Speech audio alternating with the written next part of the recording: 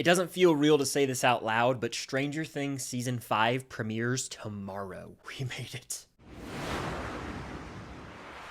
What's going on, guys? I'm Chris, and welcome back to another video. So today I've got my predictions for Stranger Things Season 5 Volume 1. These are my final predictions, and they're just for the first 4 episodes. I'm going to make this video again before Volume 2, and I'll make it again for the finale. Now, these are not all death predictions. There will be some in here, but I recently made a final predictions death tier list ranking for the entire season. These predictions are specifically catered to the first 4 episodes of Volume 1, which again drop tomorrow. So before I get into this thing, comment down below your Volume 1 specific predictions, and of course hit that like button, subscribe and hit that notification bell to help reach my goal of 150,000 subscribers here on the channel. I mean, quite a bit.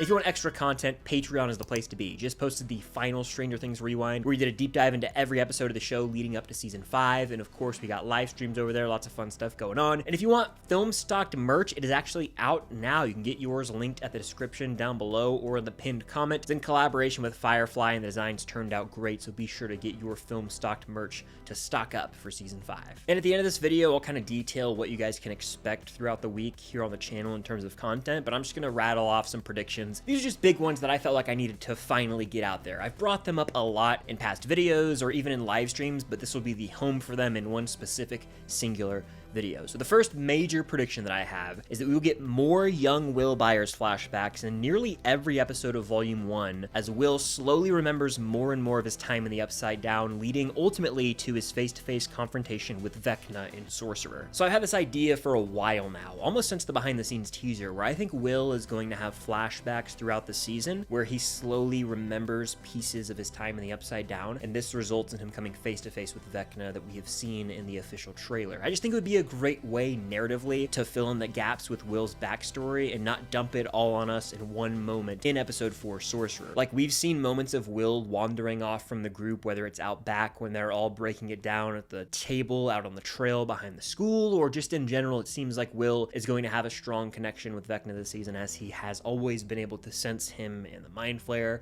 And so to me, it would be a great way narratively, right, to structure the season in a way where the season's going to open those first 5 minutes with young Will flashbacks, and then each episode we get a little more of that sprinkled throughout, ultimately leading to his ultimate confrontation with Vecna. I'm pretty confident this is going to happen. We already know we're getting a flashback in episode 1, so I think we'll get a couple more in episodes 2, 3, and 4, but only time will tell. Time's up.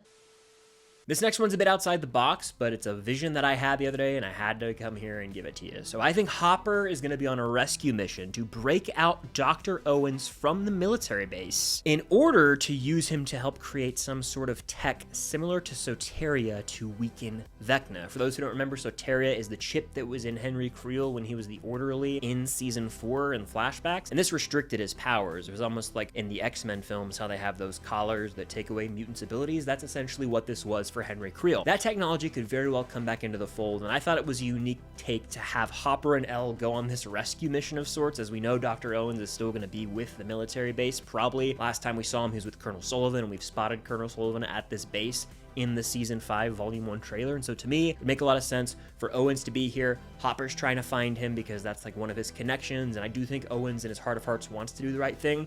So I think ultimately that would result in Owens coming out and helping create some sort of technology or having a scientific discovery in his research throughout the past seasons that could help out in taking down Vecna and the Demogorgons. This is a bit more outlandish, but it's a fun theory that I couldn't help but shake. I think it could be a unique way to reincorporate Owens in this final season. My next theory is that Max is going to have her own subplot in Volume 1, but it's all in her head or in Vecna's mindscape. In a sense, Max will be asleep in her coma throughout the entirety of Volume 1, maybe wake up at the very end, but Sadie Sink, the actress who plays Max, will have a lot to do because the character will be inside of her own mind. I think this would be a really awesome way to incorporate the character of Max and not just have her literally laying down on a hospital bed for 4 episodes, half of your final season. Sadie Sink is way too talented of an actress to just have her fall to the wayside like that, and so to me, it's important to incorporate her into this show, and that would give the audience a way to connect with Max, see what's going on with her, and also it could open the door for Max to play a really large role in taking down Vecna from within, because she could become a part of him, as Vecna said, or at least as Henry has been described as by Brenner. Whenever he kills, he doesn't just kill, he consumes, and those that he kills, his victims, become a part of him. Well, he technically did kill Max, and so it would make sense if she is able to access his mind or is living in his mindscape currently mentally, and that's why we've only seen her in that season 4 outfit that she did die in all the press, including a character poster that released a while back. So to me, it's very clear that we could see her in Vecna's mind or in her own mind in some sort of void of sorts, or some new level mentally, some new plane of consciousness that is unlocked by the Duffers as they continue to expand the lore. But I think it would be very smart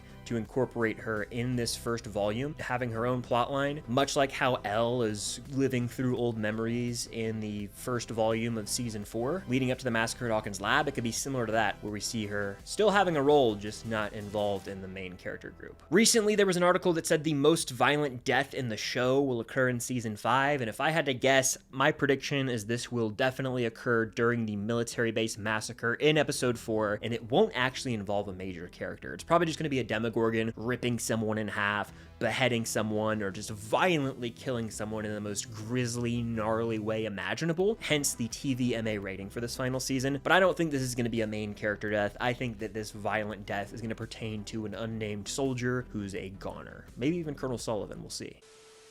Piggybacking off that, I think all the characters from the military base, including Dr. K, Lieutenant Akers, and Colonel Sullivan, are going to get got in episode 4 Sorcerer, as that is likely where we are going to see this massacre with all the Demogorgons. And keeping it on the topic of death, unfortunately, I think the big death of volume 1 is going to be Murray the Bald Eagle Bauman. Now, I love this character. In my recent death tier prediction, though, I had him in that RIP tier, and I stand by this. I think his time has come. He's a character who doesn't have a lot of family ties, in fact, none that we know of. He lives in isolation. A lot of people would be sad if he died, I think, but it's not like it would be the most devastating death of all time. Murray might have even overextended his stay in the show.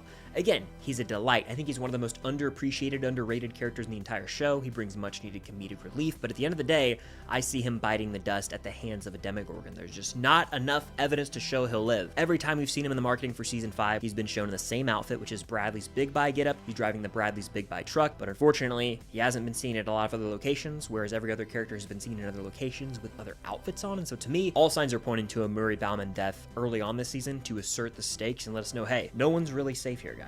My next prediction is that the end of episode 1 will have a big fat cliffhanger that could involve Karen and Holly and the Demogorgon. We know they're going to be under attack. We don't know when. The vanishing of blank, I'm predicting to be the vanishing of Holly Wheeler. I've made that prediction forever now. So I do imagine that the end of episode 1 will end with a cliffhanger where Demogorgons are sprinting out after every different character grouping, and Karen and Holly are under attack. Perhaps a Demogorgon pulls up at the Wheeler house, and that's how the episode ends. Therefore, in the second episode, we will see the aftermath of that and the vanishing of Holly Wheeler. I just want to say that my final prediction does potentially pertain to some things that are referenced or acknowledged in the first Shadow play. So if you want to know absolutely nothing about that, stay away, you've been warned. But to me, I think it's all fair game because season 5's coming out, and I would read up on the spoilers from the first Shadow if you haven't had the chance to see it. Maybe that's a crazy take, but it's just so exclusive and hard to go see in person that I have read the synopsis. So here it is. I believe that the major cliffhanger ending of Volume 1 will be that Henry Creel is genetically connected to 11, and he will reveal this to her. So not necessarily her father, but his blood is infused in her. To my knowledge, the idea of Henry's blood being used in 11 is referenced potentially in the first Shadow play, and I think this is an idea that will be expanded upon tenfold here in the final season,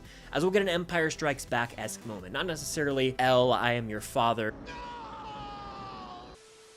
but more so, I am directly responsible for creating you in a sense. You wouldn't be who you are without me. So there's this deep connection between those two characters that would honestly upend the show as we know it. I made a bold predictions video the other day with my buddy Ollie where we talked about some bold swings. This would certainly fall in that category as I referenced it in that video as well. And I'm not even 100% sure I believe this, but I'm predicting it because I think it would make sense and it would add so much conflict to the story here in the final season. That struggle within 11 to find a sense of self-worth and want to belong long, well, hey, her entire world as she knows it has now been upended as she has this connection to the evil Henry, Creel, or Vecna. I think there's a possibility to do something there fascinating that might even ultimately lead to her making the sacrifice play. Obviously, I have my death predictions in another video, and I'll predict again in Volume 2 in the finale, as we have seen the first 4 episodes, so I'll be able to adjust my thoughts. But I'm thinking that's going to be some sort of huge revelation that's made. There was even a Time or Empire article that came out where it said in Episode 4, Sorcerer 11 will discover some sort of revelation. That's kind of what I'm leaning personally, but of course, anything is possible here. With Henry / Vecna and then Will, along with Elle, all at that military base, something's going down between those 3, and my prediction is that it will involve Henry and 11's connection. Talk about a damn cliffhanger. Could you imagine? It would be comparable to what we got with the massacre at Hawkins' lab, which was the end of Volume 1, Season 4. We had to wait about a month and a couple days. We'll have to wait about a month after this, and the month wait is almost here, which is crazy to say, but we've waited 3.5 years. We can wait another month for Volume 2. But those are just some of my big final predictions in general, specifically for Stranger Things Season 5, Volume 1. I'm actually doing a live stream tomorrow here on the channel at 3 p.m. Eastern, where you guys can come talk final predictions and theories. We'll have hours to discuss all those over there as we wait for the first 4 episodes to drop on Netflix. But that does it for my final predictions for Stranger Things Season 5, Volume 1. Let me know yours in the comments down below, and of course, hit that like button, subscribe, and hit that notification bell. And if you want extra content, Patreon is the place to be. Be sure to get yourself some film stock merch over at Firefly Shop. She crushed it with those designs, and any support over there means a lot. It's only on sale for a limited time, so get yours while you can. Tomorrow's the day. Stranger Things Season 5 will finally be here. It doesn't feel real to me genuinely sitting here. I haven't fully processed that it's dropping yet. I don't think I will until we're only a few hours away, so cannot wait. Stay tuned for my reactions to all 4 episodes from Volume 1, as well as my breakdown of the volume as a whole. Probably do a spoiler stream a few days after, and I'll also have an immediate reaction. So there's lots of videos coming from the world of Stranger Things Season 5. You won't want to miss it, so of course have that notification bell turned on. Until next time, I'll see you on the other side of the Upside Down.